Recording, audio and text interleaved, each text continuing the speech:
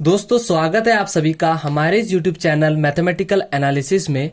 Friends, basic concept के इस third lecture में आज हम मॉडर्न अलजेब्रा का एक बहुत ही important topic binary operations and groups को समझेंगे। इसको समझने से पहले ग्रुप इस वर्ड को हम जान लेते हैं। ग्रुप ये वर्ड सबसे पहले गैल्वा, पूरा नाम एवेरिस्ट गैल्वा ने कॉइन किया। गैल्वा की एज सिर्फ 20 साल ही रही है, बट इस शॉर्ट टाइम में गैल्वा मैथमेटिकल वर्ड के लिए वो काम कर गए जिसे आज 200 साल बाद भी हम गैल्वा थ्योरी के नाम से मास्टर डिग्री के कोर्सेज में पढ़ते हैं। गैल्वा का ये महान काम क्या था? तो देखिए फ्रेंड्स, आप सभी जानते हैं, अगर आपके पास एक 2 डिग्री की पॉलिनोमियल हो और आपसे कहा जाए कि इसका सॉल्यूशंस फाइंड आउट करिए, तो आपके पास बहुत सारे मेथड्स होते हैं। मोस्ट पॉपुलर मेथड है फॉर्मूला मेथड, या फिर इसी को क्या कहते हैं, श्रीधराचार्य मेथड। फॉर्मूला मेथड क्या होता है? जिसमें आप इस पॉलिनोमियल्स के सॉल्यूशंस फाइंड आउट करते हो with the help of formula. Okay, अब यहां पे आइए कि आपके पास एक क्यूबिक पॉलिनोमियल है और आपसे कहा जाए कि इसके सॉल्यूशंस फाइंड आउट करिए। तो हमने ग्रेजुएशन में पढ़ा है कि क्यूबिक पॉलिनोमियल को सॉल्व करने के लिए भी एक मेथड होती है जिसे कार्डिनोस मेथड कहते हैं। अगर आपके पास 4 डिग्री की पॉलिनोमियल है जिसे बाइक्वाड्रेटिक पॉलिनोमियल भी कहते हैं, तो इसका सॉल्यूशन फाइंड आउट करने के लिए भी हमारे पास एक मेथड होती है जिसको हम फेरारीज मेथड कहते हैं। ठीक है, तो देखिए अब आते हैं हम कि 5 डिग्री की पॉलिनोमियल को सॉल्व करने के लिए क्या ऐसा कोई जनरल मेथड है? तो इसके सॉल्यूशंस को फाइंड आउट करने के लिए मैथमेटिशियन जो है काफी समय तक काम करते रहे कि क्या ऐसी कोई मेथड हो सकती है, जनरल मेथड, कि जिससे हम इस 5th डिग्री या 5th डिग्री से ज्यादा जो भी डिग्री होगी, means 6 degree, 7 degree and so on, उनके सॉल्यूशन फाइंड आउट करने की कोई जनरल मेथड हो सकती है। तो इस काम में सफलता सबसे पहले प्राप्त हुई गैल्वा को।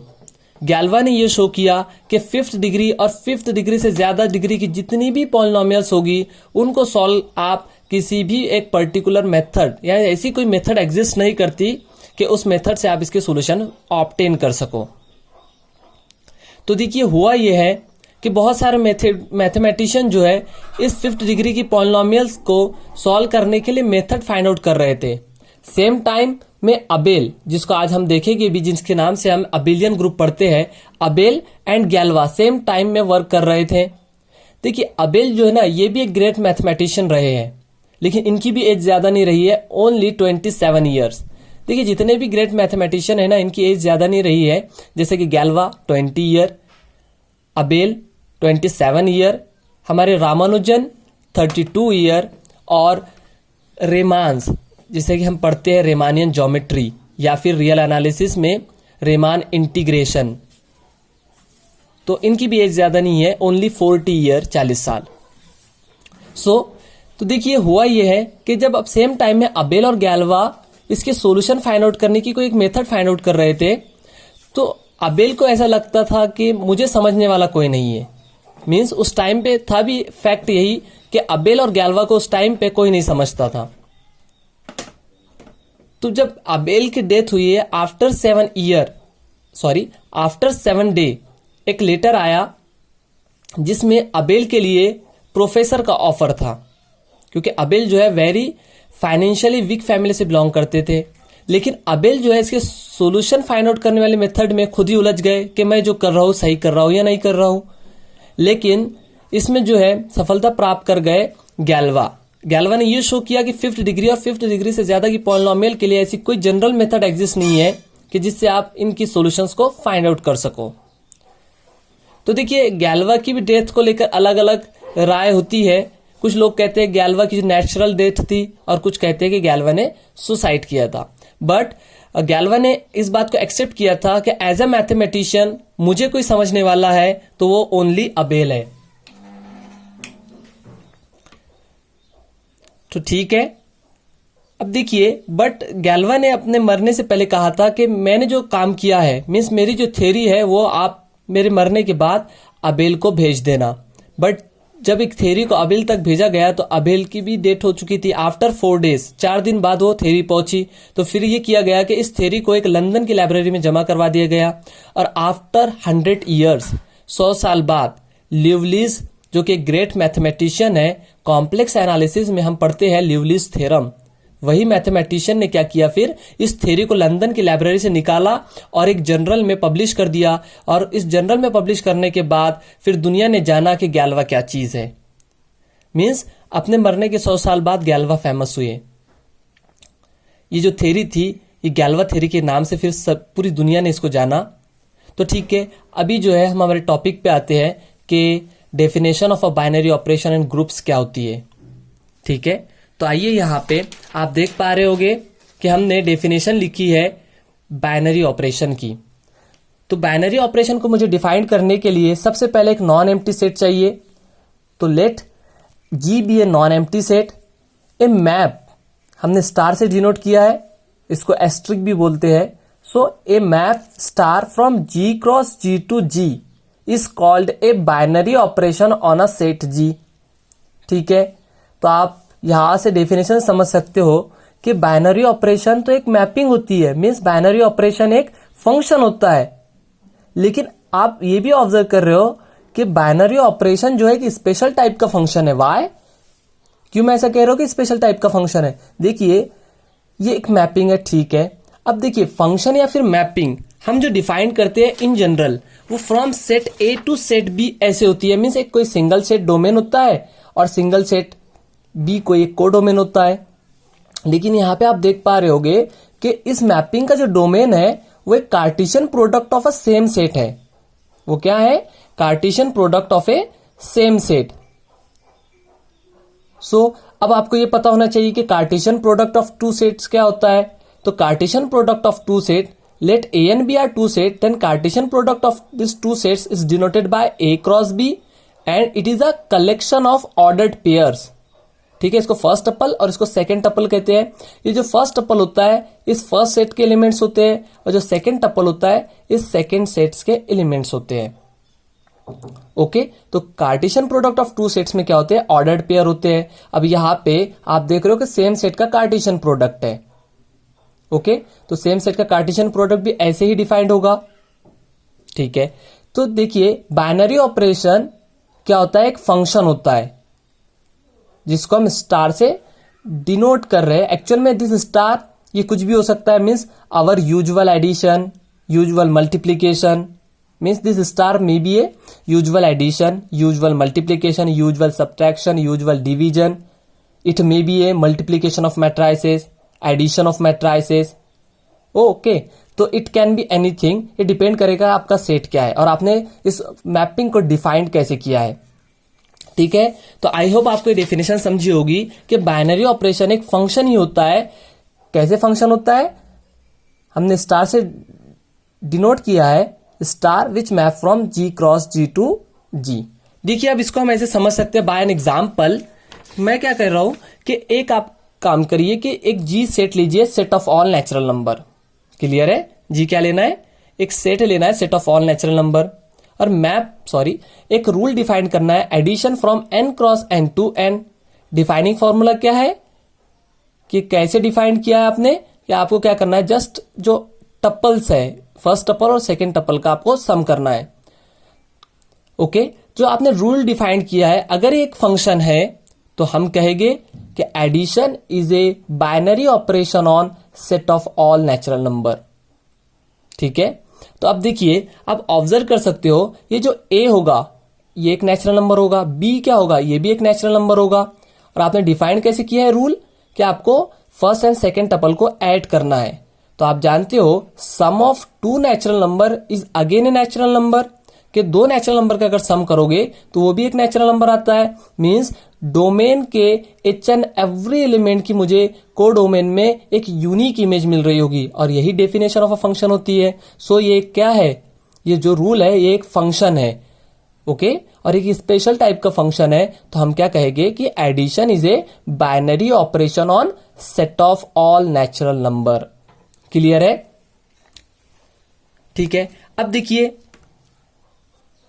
सपोज जी आप जो है set of all natural number ही रहने दीजिए एंड एक रूल डिफाइन करिए subtraction from n cross n to n and defining formula ये है कि आपको क्या करना है, फर्स्ट एंड सेकेंड टपल को सब्ट्रैक्ट करना है। ओके, फर्स्ट टपल में से सेकेंड टपल को आपको सब्ट्रैक्ट करना है।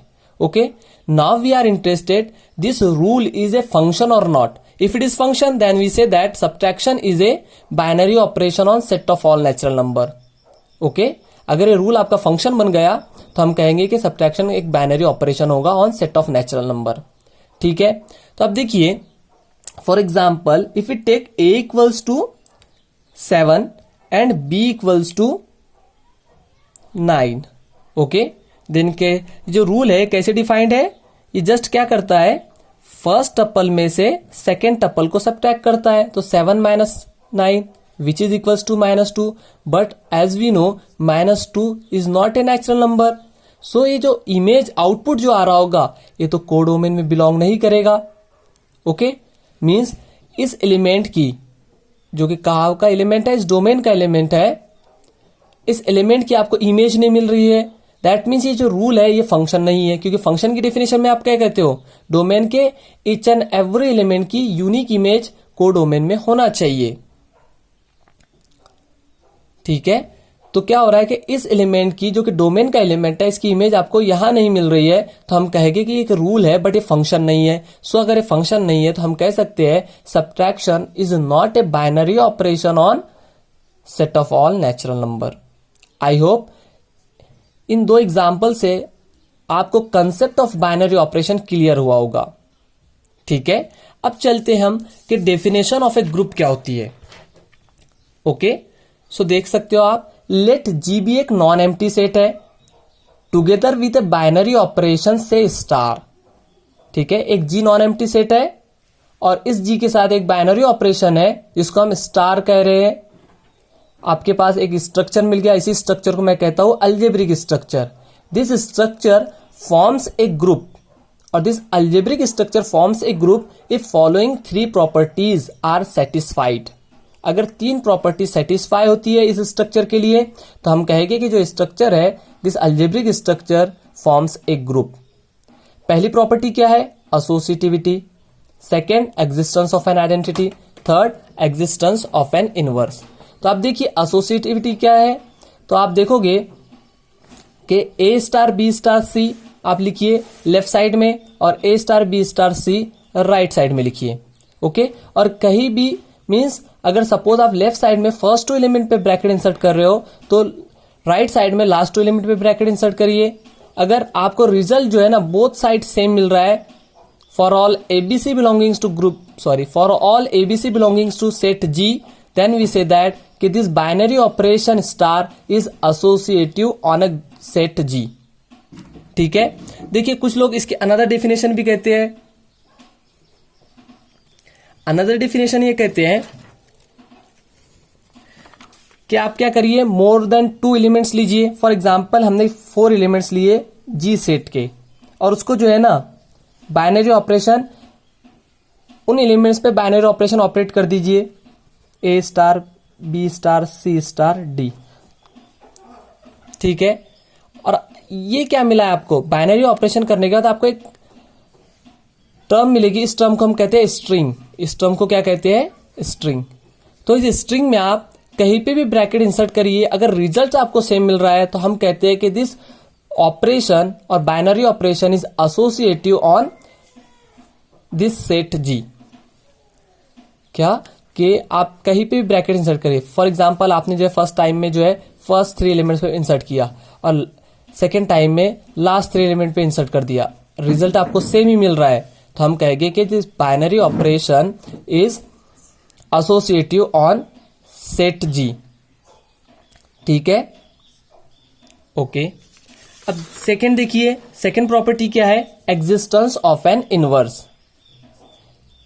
ये प्रॉपर्टी क्या कहती है कि for all A belongings to G means इस G सेट के हर एलिमेंट के लिए इस G सेट में एक ऐसा एलिमेंट होना चाहिए, हमने इसको स्मॉल e से डिनोट किया है, such that A star E equals to E star A equals to A। ठीक है, कि इस जी सेट के हर एलिमेंट के लिए एक ऐसा एलिमेंट जी सेट में होना चाहिए कि a star equals to e star a equals to a.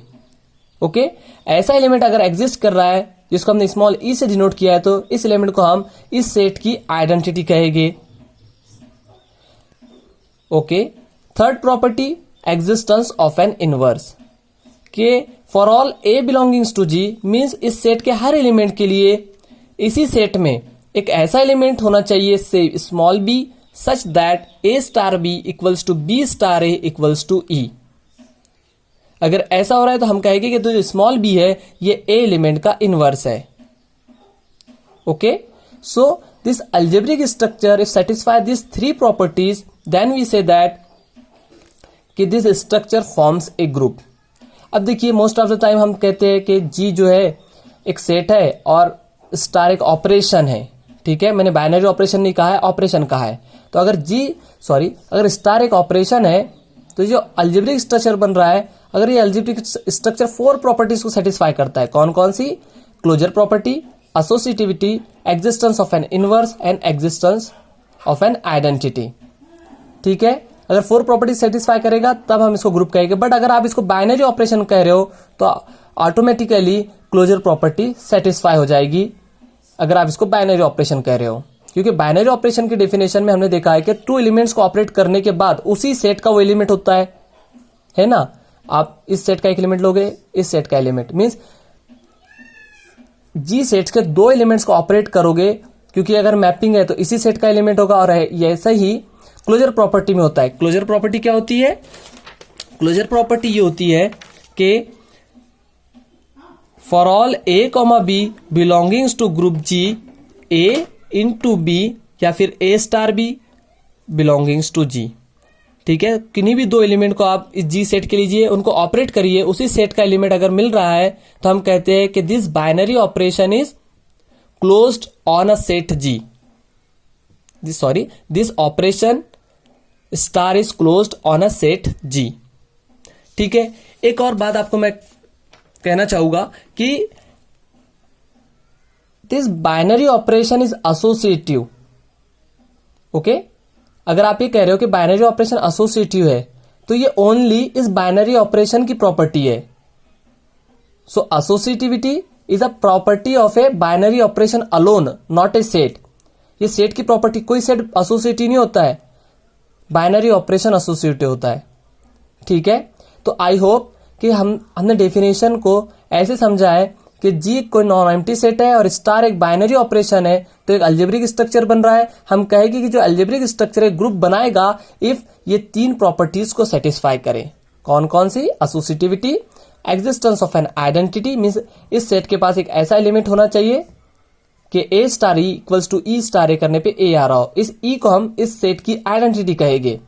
Okay, third is existence of an inverse, के हर एलिमेंट जो कि जी सेट का है उसके लिए जी सेट में एक और एलिमेंट होना चाहिए such that A B equals to B A equals to identity, और ऐसे बी को हम इस ए एलिमेंट का इनवर्स कहते हैं। ठीक है, अब देखिए यहां पे कि अगर इस ग्रुप के पास कुछ एक्स्ट्रा प्रॉपर्टी है, वो कौन सी extra property? A star b equals to b star a for all a b belongings to G. Extra property कौन सी है? A star b equals to b star a for all a b belongings to G. इसी property को क्या कहते हैं कि binary operation is commutative. क्या आपने ए और बी को ऑपरेट किया, इस साइड में बी और ए को ऑपरेट किया, सेम रिजल्ट मिल रहा है, तो हम कहते हैं कि बाइनरी ऑपरेशन कैसा है? कम्यूटेटिव है। सो अगर एक ग्रुप है और बाइनरी ऑपरेशन आपका कम्यूटेटिव है तो इसी ग्रुप को फिर हम कहते हैं Abelian group. It is a very great mathematician Niels Henrik Abel, उन्हीं के नाम पे इस ग्रुप को जाना जाता है, अबेलियन ग्रुप। और बहुत से लोग इस ग्रुप को जो है कम्यूटेटिव ग्रुप के नाम से भी जानते हैं। ठीक है, अब देखिए मैंने यहाँ पे कुछ एग्जांपल्स लिखे हैं। First one is collection of all integers with respect to addition.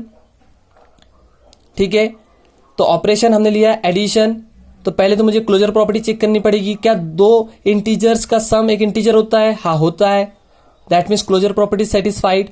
Second associativity, तो आप चेक करिएगा इस टाइप से करके, तो आप देखोगे कि addition is associative on set of all integers. Third is existence of an identity, क्या इसके पास एक ऐसा एलिमेंट है such that A plus this element equals to element plus A equals to A I. Yes, zero element ऐसा element इसके पास है, तो जीरो इस सेट की क्या हो जाएगी, आइडेंटिटी होगी। और आप ये भी ऑब्जर्व कर सकते हो कि इस सेट के हर एलिमेंट के लिए इसी सेट में उस एलिमेंट का इनवर्स भी होता है। फॉर एग्जाम्पल, अगर आप ये कह रहे हो कि मुझे 7 का इनवर्स चाहिए, तो हम क्या करेंगे, जस्ट 7 का इनवर्स -7 होता है। ओके, 7 प्लस -7 करिए, या फिर आप -7 प्लस 7 करिए, आपको आइडेंटिटी एलिमेंट मिलेगा। सो 7 का इनवर्स क्या हो जाएगा, -7। इसी तरह एक तो पर्टिकुलर एग्जांपल था, आप देखोगे कि हर इंटीजर के लिए इस सेट में उस इंटीजर का इनवर्स भी एग्जिस्ट करेगा। सो ये जो स्ट्रक्चर, अलजेब्रिक स्ट्रक्चर है, ये सभी 4 प्रॉपर्टीज को सेटिस्फाई कर रहा है। Closure, associativity, existence of an identity, existence of an inverse, hence we can say that कि this structure forms a group. Okay, similarly आप इसको भी देख सकते हो, ये मल्टीप्लीकेशन हमारा just usual multiplication of numbers है। ठीक है, अब आइए थर्ड एग्जांपल पे, तो ये क्या ग्रुप बनाएगा, ये आपके लिए वर्क है, आप इसको चेक करना, ये ग्रुप फॉर्म करता है। ठीक है, ये ग्रुप ऑफ ऑर्डर 4 होगा। वाई, इसमें 4 एलिमेंट्स है। जस्ट इस पे आइए कि कलेक्शन ऑफ ऑल इंटीजर्स है with respect to usual multiplication, क्या एक ग्रुप बनाएगा। पहली बात, क्या क्लोजर प्रॉपर्टी सेटिस्फाई होगी, यस ऑब्वियसली होगी। वाई, कि किन्हीं भी 2 इंटीजर्स का जो प्रोडक्ट होता है वो भी एक इंटीजर होता है। ओके, तो closure property satisfy. Similarly associativity भी सेटिस्फाई होगी। आइडेंटिटी की बात करोगे तो आइडेंटिटी एलिमेंट इस सेट के पास है, वो आइडेंटिटी एलिमेंट क्या होगा, 1 इज आइडेंटिटी। कैसे, तो आप देख सकते हो कि आप एक काम करिए, कोई भी एक इंटीजर लीजिए, उसको 1 से मल्टीप्लाई करिए और 1 इस साइड में रखिए और उस इंटीजर को इस साइड में मल्टीप्लाई करिए, तो आप देखोगे आपको क्या मिल रहा होगा, ए मिल रहा होगा for all A belongings to integer. तो यही तो डेफिनेशन होती है आइडेंटिटी एलिमेंट की। तो 1 कैसा एलिमेंट होगा, इस सेट के लिए आइडेंटिटी एलिमेंट होगा। लेकिन क्या हर एलिमेंट का इनवर्स एग्जिस्ट करेगा, तो आप देखिए, अगर सपोज आप एक इंटीजर लेते हो 7, ठीक है, तो 7 को किससे मल्टीप्लाई किया जाए कि आइडेंटिटी सेट की क्या है, 1। सो 7 को किस नंबर से मल्टीप्लाई किया जाए कि 1 आ जाए, तो आप कहोगे 1/7, लेकिन 1/7 इस इंटीजर में बिलोंग करना चाहिए, तो 1/7 तो इस इंटीजर में बिलोंग नहीं करता। दैट मीन्स 7 का इनवर्स इस सेट में नहीं है। और एक ऐसा एलिमेंट हमें मिल गया जिसका इनवर्स इस सेट के पास नहीं है, तो हम कहेंगे कि हर एलिमेंट का इनवर्स तो इस सेट के पास नहीं है। दैट मीन्स ये फिर जो स्ट्रक्चर है ग्रुप नहीं बनाएगा। आई होप फ्रेंड्स आपको ये समझा होगा। अगर आपको ये वीडियो अच्छा लगे तो चैनल को प्लीज सब्सक्राइब करिए, वीडियो को शेयर करिए और कमेंट्स जरूर करिए। थैंक यू, मिलते हैं नेक्स्ट लेक्चर में।